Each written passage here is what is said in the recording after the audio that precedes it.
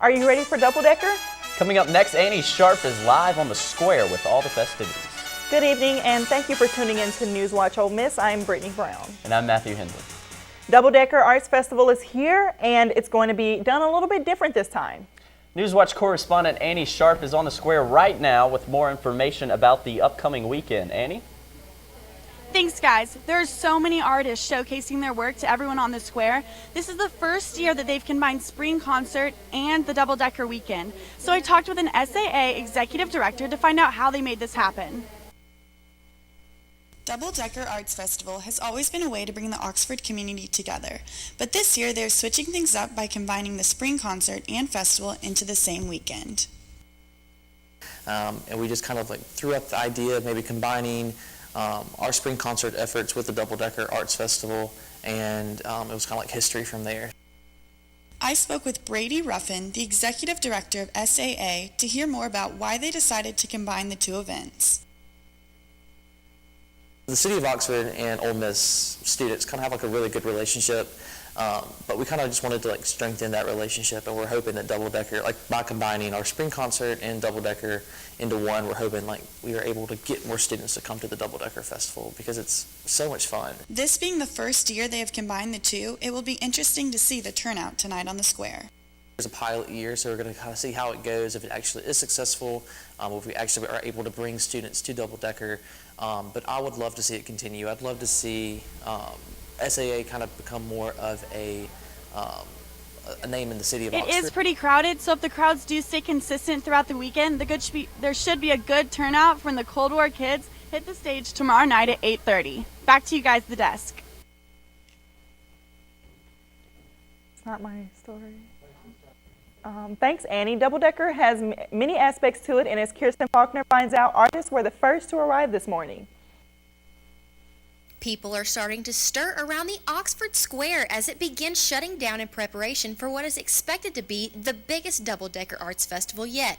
Vendor Ed Trott is excited for his fourth appearance at the event. Because of the square and the hospitality and everything that goes on, they've got a good system that allows the artists to come in and the food vendors to come in, and of course it's got a reputation around the country. It's one of probably the best show in Mississippi. Like Ed, artist Carol Rourke says that the memorable environment Oxford provides calls many artists back year after year. Square is beautiful, the people are beautiful. I have a lot of artist friends here. I see some people that come back year after year, and so I have some collectors that come, and so that's what keeps bringing me back. Here on the square is where people will fill these streets Saturday for Double Decker Arts Festival. We met with Visit Oxford's Double Decker coordinator to tell us why this event is so special to the community. I think it's just a weekend. I mean, it's a fun weekend. It's, to come out, you get to do, walk around the square, see some great art, get to listen to some awesome music, and it's a free festival. And I think that's something that's unique and not offered all over, that, we still keep it free to the public for everybody to come and enjoy. With over 100 art and food vendors, there is something for everyone to enjoy at this unique festival. Kirsten Faulkner, Newswatch, Ole Miss. Chick-fil-A CEO Dan Cathy spoke to Ole Miss students today. Brian Barisa was there for the discussion inside and dissent outside. Brian? Students and faculty showed up in the pavilion to hear from Dan Cathy on how his company came to be and where it will go next. But outside, protesters voiced their opinion on his religious beliefs. So it's hanging on to our heritage, and it's also embracing the future. And that sounds like a hard thing to do, because it's always that. The best medical I enjoy myself is this. This is about being timely, and this is about being timeless. Chick-fil-A CEO Dan Cathy spoke to students at the pavilion. He discussed growing the business and how he had to change to operate in the modern world. This is timeless, this is timely. We have both. Where there's a lot of experiential things that are going on, experimental things, innovation, trying things, failure, celebrate. Business students and more came to hear from the man who made an empire from the chicken sandwich. like, I'm a student entrepreneur, so I was just sitting there just looking for things that he was going to say that, I could bring to my own business. One thing I really liked was, he said, have a great sense of humor with your, treat everybody like an individual. It's just not some mammoth corporation.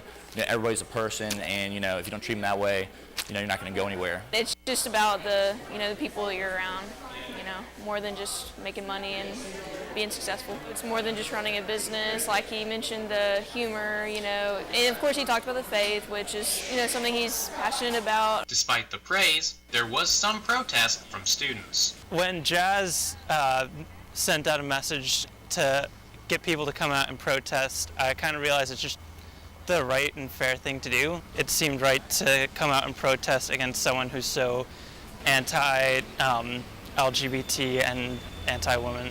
As the speech ended, students were glad to take home new ideas. It was all pretty good. I think the biggest thing were the 3 M's. He said, who's your master, who's your mate, and what's your mission? That's the 3 takeaways that I've really got from that. I'm just super excited that Chick-fil-A got to come today and got to speak with us. It's awesome. I wish we had a lot more things like this. If Ole Miss continued to do that, I'd be very happy. Brian Barisa, Newswatch, Ole Miss. This concluded a series of speeches and discussions with classes around campus, with students hoping to see more events like this in the future. Back to you at the desk. Thank you, Brian. As the last acts of the night take the stage Saturday at the Double Decker Arts Festival, another celebration will be kicking off just a few blocks away. The Lou Pride Collective Gala will begin at 8 p.m. at the Powerhouse and will honor and award several people who are working to create inclusive communities for the LGBTQ plus people of Oxford and the state of Mississippi. The ceremony starts at 9 p.m., followed by a dance party until midnight. Tickets are $8 online and $10 at the door. Well, we all know that Mississippi is known. Garrett Shearman takes us to a small Mississippi town to tell us how some people are trying to tell the untold story of Southern history. Holly Springs is a Mississippi town that was literally built from enslaved labor. Brick by brick, slaves pulled Holly Springs out of the mud and turned it into a vibrant and wealthy town of the antebellum South. These houses cannot be built by people that have to work for a living. It is only the wealthy that can afford to do this. Holly Springs starts in about 1836 after the Treaty of the Dancing Rabbit, which I believe was 1832. And between there and 1862, 1865, when the Civil War ends, that's like 30 years at the most. This town comes up overnight.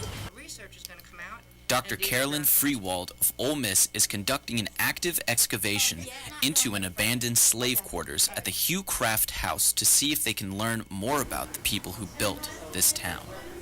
We're looking to see what remnants of life people left behind that we can use to interpret what their daily lives were like. So we're putting in a unit here, and the neat thing that we found with Dr. Skipper is that there are at least 3 floors here, and the latest one probably is from 1900. So that means anything below that would take us back in time to the 1880s, the 1850s. Wow. And we may be able to see what people were doing here. Dr. Freewald is part of the 7th annual Behind the Big House program, which aims to give an educational outreach to the legacy of slavery in Southern history. Just like in Behind the Big House program, you never know what you might find in your own backyard. Garrett Shearman, Newswatch Ole Miss. The Holly Springs Slave Dwelling Project is in its 8th year. And graduation is coming quickly for Ole Miss seniors, but you can leave your mark on the campus you're leaving behind. Margot Parrish found out the Alumni Association has an idea for you to leave a lasting legacy. Alumni Special Events Assistant Allie Little has seen an increase in the amount of bricks that seniors order in the last couple of years. I help order bricks for those graduating and also for those on the Walk of Champions, but the main part is those graduating. We have had a major increase in people ordering bricks recently, so it's a big deal on campus. Some people like to say, one day when my kids grow up and they get to come here, they'll say, oh my gosh, my dad was here, look, let's go back to the class of 2018. Student Ian Morrison ordered his brick in August, but students still have time to order theirs for the class of 2018. I knew going into my senior year that I wanted to, physically maintain my memories of Ole Miss somehow on campus, and I knew I wanted to be able to come back in 30 years and see, my mark on history. So I bought my brick because I wanted to be able to point to my kids or, my family in the future and say, that's Ian, and that's you. And I think, a brick on, a walk heading towards our main building is a great way to kind of,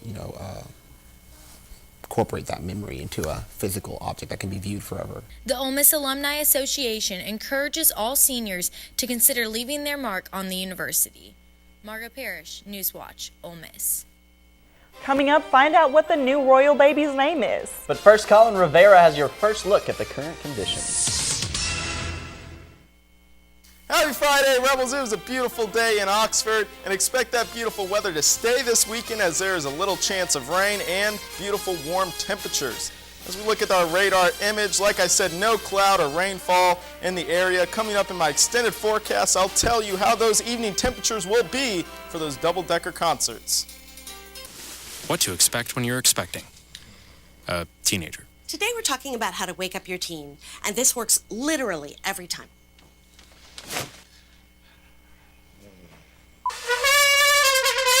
Good kisses. Good kisses. You heard how loud I know, that I was. heard. It wasn't you.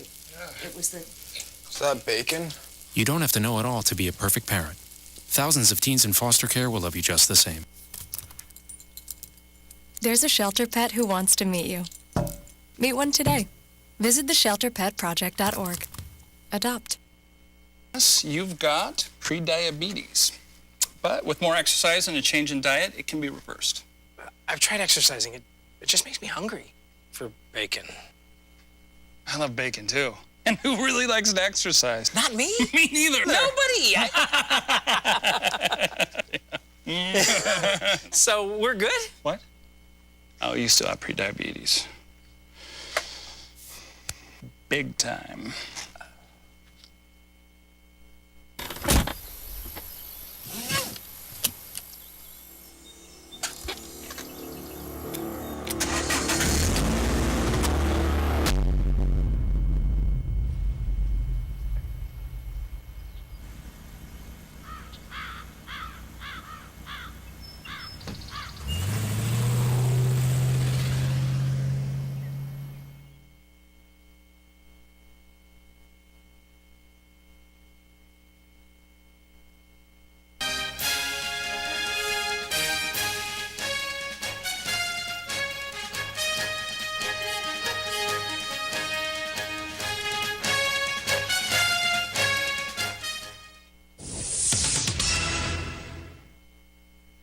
Summit. The North Korean and the South Korean presidents stepping over one another's borders. The pictures speak volumes, and there's a lot happening outside the frame. Denuclearization of the Korean Peninsula and a vow to end the Korean War. Together on the south side of the divide, President and Supreme Leader delivered the aspirational decree. Kim Jong-un and Moon Jae-in announced what would have been unimaginable just 12 months ago when the North threatened to turn Seoul into a sea of fire. Today, Chairman Kim and I have agreed that a complete denuclearization will be achieved, and that is our common goal. This historic moment, after a day made for the television and history books, and Kim Jong-un steps over the simple concrete line that represents a Korea divided for generations and militarized to the brink of destruction, and they take a symbolic and unscripted step into the North.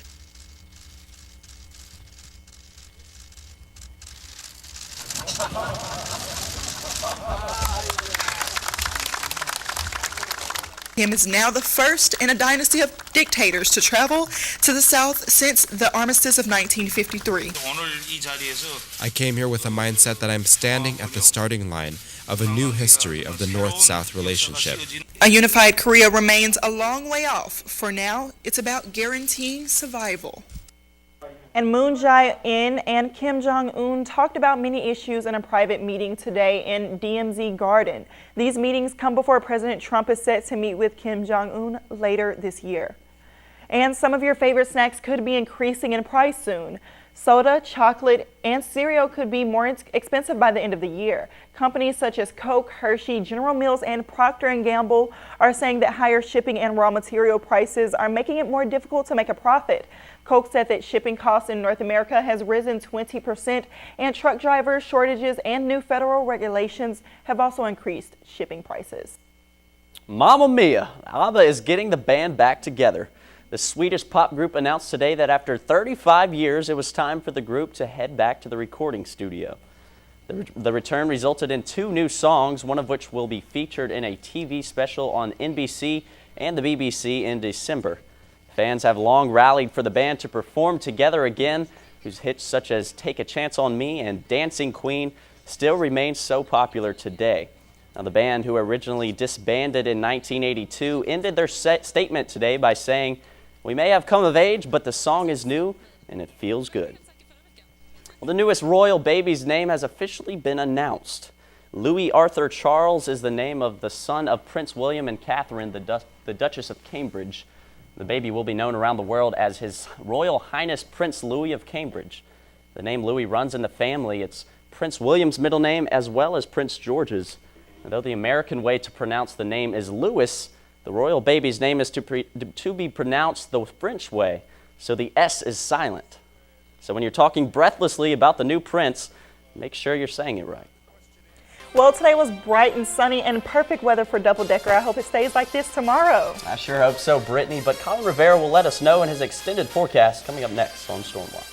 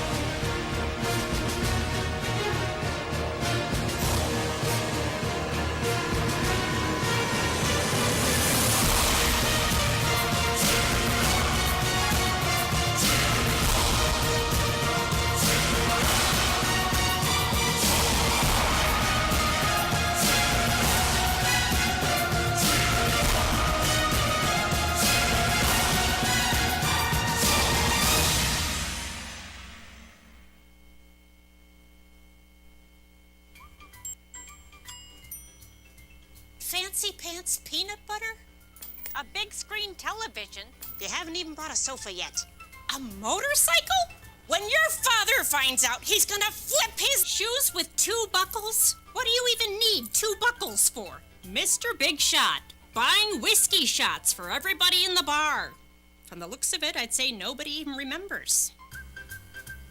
Feed the pig.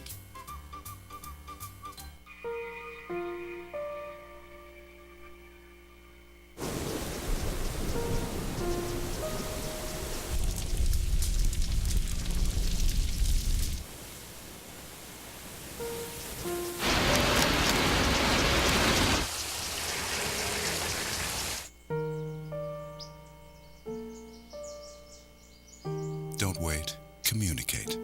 Make your emergency plan today.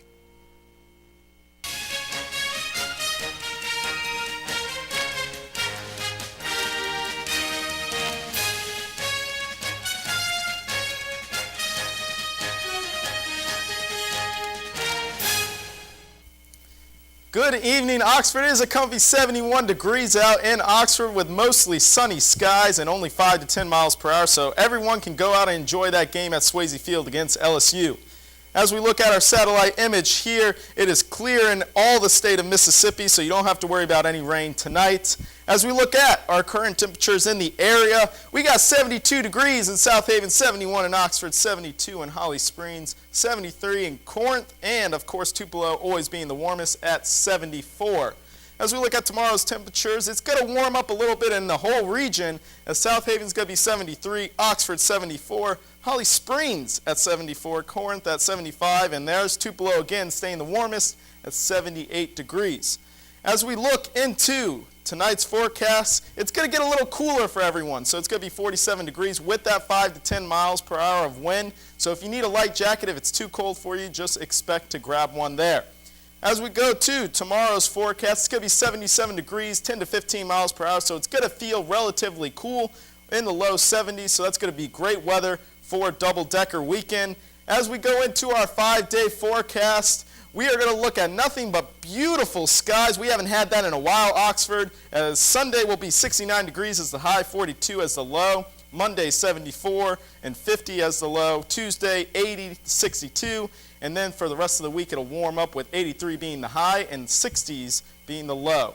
Back to you guys at the desk. Thanks, Colin. It was a huge game for the Ole Miss Bats last night. See what they'll do to keep it up. That's right, Brittany, and the first round of the NFL Draft was last night. See why it was such a historic night next. There's one thing you can never have sex without. It's consent. Because sex without it isn't sex. It's rape. It's on us to stop sexual assault. Learn how and take the pledge at itsonus.org. You think getting dumped by text is harsh? Try getting dumped by a tennis ball.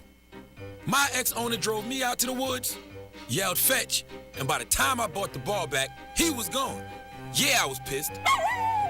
But the folks at the shelter helped me let go of my anger. I learned coping skills, like taking it to the hole. Boom! Now I'm ready to fetch again. But how about I throw and you run and get it?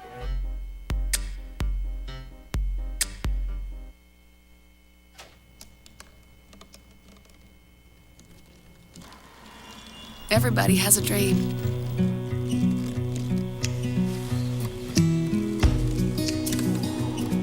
Mine was to see the ocean.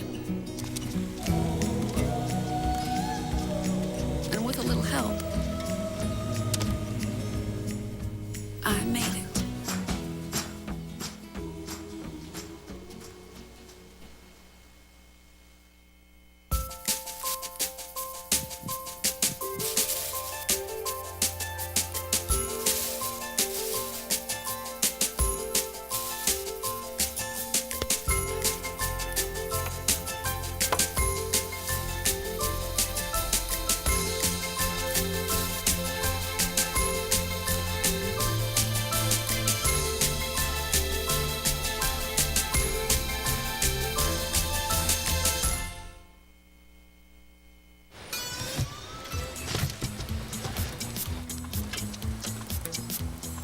It's a short ride from your neighborhood to your naturehood. To find a neighborhood park or green space near you, visit discovertheforest.org.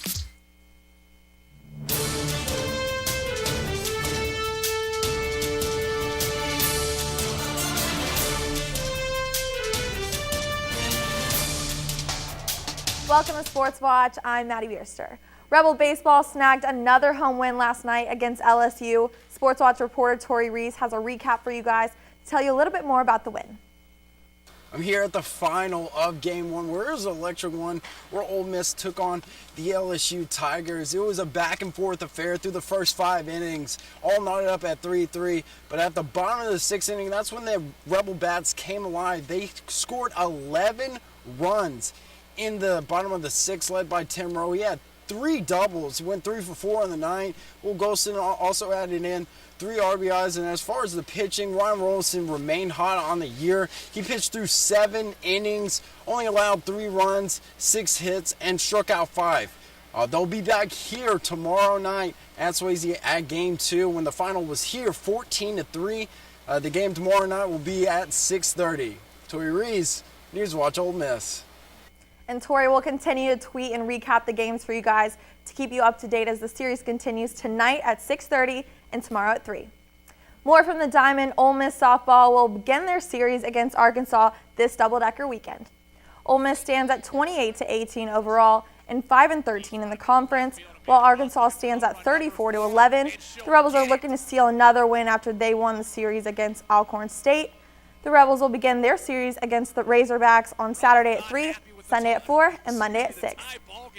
Life-changing night for 32 lucky college football players as the first round of the NFL draft commenced last night. The SEC continued their streak of having the most picks of any conference 3 years in a row with 10 picks this year in just the first round. Making history for their family, brothers Tremaine and Terrell Edmonds will be the first brothers to be picked in the first round during the same year. Tremaine to the Bills and Terrell to the Steelers. Another mark in history as there were 4 quarterbacks drafted in the top 10 picks: Baker Mayfield, Sam Darnold, Josh Allen, and Josh Rosen. Not to mention standout Lamar Jackson, who was also picked at the end of the first round.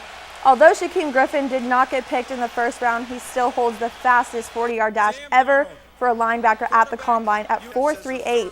We have high hopes for him to get picked up in tonight's second round of the draft. Another great pick was for the New York Giants as they drafted the second pick, my favorite, Saquon Barkley, who will join greats such as Odell Beckham and our very own Evan Ingram. Tonight's second round of the draft will be vital for the Colts as they have 4 picks for this round, and the Cleveland Browns, who have 2 of the first 3 selections.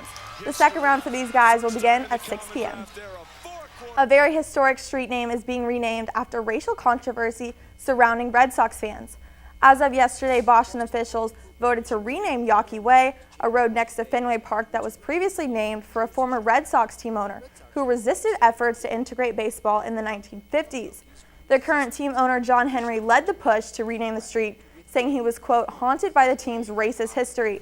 The street will revert to being called Jersey Street, as they believe it will restore the name to reinforce Fenway Park as inclusive and welcoming to all.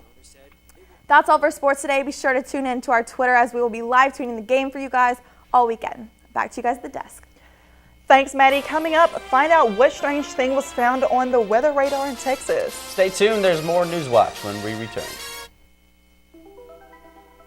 Todd's a great guy. I mean, look at him. What a sweetheart. Attaboy. Wait, Todd, what are you doing? How totally selfish and un-Todd-like of you. Come on, Todd. Come on, man. We are Ole Miss Rebels. As Mississippi's flagship university, we dig deeper, see farther, work harder. We pioneered human organ transplants.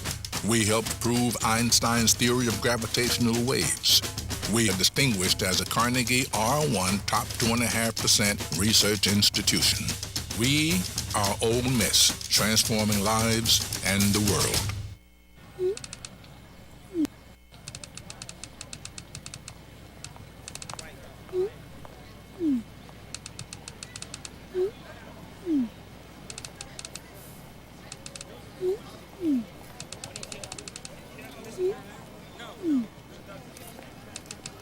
Don't ignore the subtext. It's on us to intervene in sexual assault. Because we can. Take the pledge at itsonus.org. There's a shelter pet who wants to meet you. Meet one today. Visit theshelterpetproject.org. Adopt.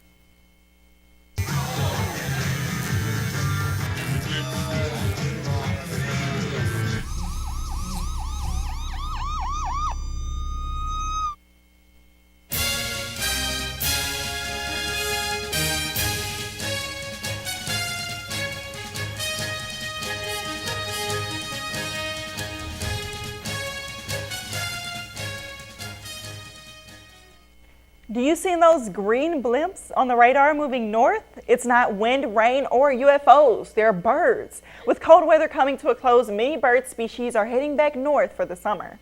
National Weather Service radar in Fort Worth, Texas, caught some of that migration. So if you look up and you see giant flocks blacking out the sun, don't harness your inner Alfred Hitchcock and seek shelter. They're just doing what they've done for millions of years. How about that, Colin? Birds blocking out the sun. I'm not a fan of birds. I hope we don't see that this weekend. We're going to see sun, though, not clouds blocking out the sun. Absolutely. Right? It's going to be all sunny this weekend. You know, we haven't had sun since the Stone Age in Oxford, so, you know, with all this rain. But it's going to be absolutely beautiful for double-decker. So I think we're looking out for double-decker. You can always rely on Colin with that weather, you know, Brittany. Thank you, Colin. That's all we have for tonight. Thank you for tuning in to Newswatch Ole Miss. I'm Brittany. Be sure to catch us here again on air at 5 and on our Facebook live stream. You can also find us on HottyToddy.com. I'm Matthew Henry.